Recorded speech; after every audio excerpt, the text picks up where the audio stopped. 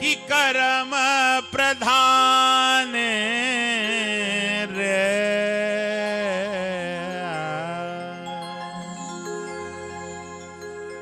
कर्म प्रधान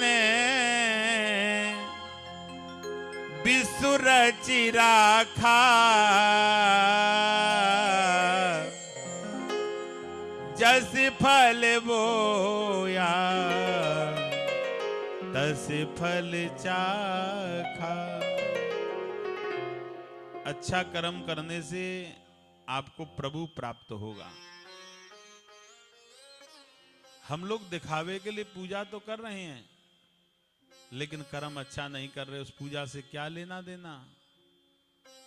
तीर्थों पर भाग रहे हैं, भगवान के दर्शन कर रहे हैं, लेकिन कर्म ठीक नहीं है, उस भक्ति से कोई लेना देना नहीं है। मेरे प्रिय भक्तों, इस जीवन को त्याग करके उस जीवन की ओर देखिए जिस जीवन में परमात्मा प्राप्त होगा।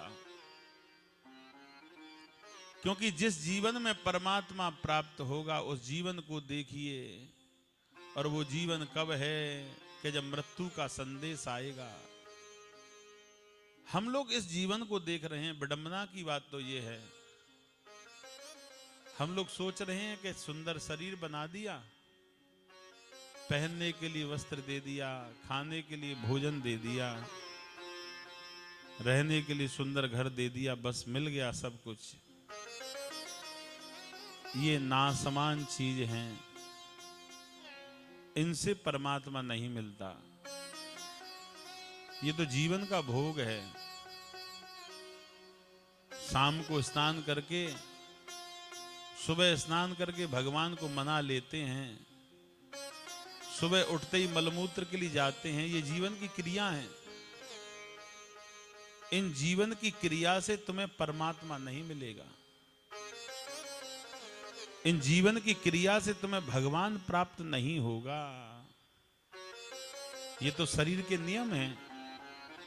नहाना भी पड़ता है, खाना भी पड़ता है, सोना भी पड़ता है।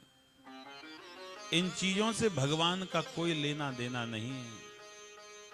भगवान का लेना देना तो मेरे प्रिय भक्तों उन चीजों से है जो तेरे मन के अंदर सत्यता भरी हुई है। हम लोग मुख में कुछ और रखते हैं, हृदय में कुछ और रखते हैं। मुख से अच्छा बोल करके हृदय से कड़वा बोलते हैं। उस जीव को परमात्मा प्राप्त नहीं होता। यह कथा बहुत महत्वपूर्ण है। मैंने पहले ही बताया है, यह श्रीमद् भागवत कथा पितृमोक्षणी कथा है। इस कथा का मुख्य उद्देश्य पितरों को मोक्ष देना है। और जितने भी भक्त यहाँ कथा आकर के सुनेंगे, उनके जीवन में एक नई जागृति होगी, उनके जीवन के अंदर एक नया सुख प्राप्त होगा। क्योंकि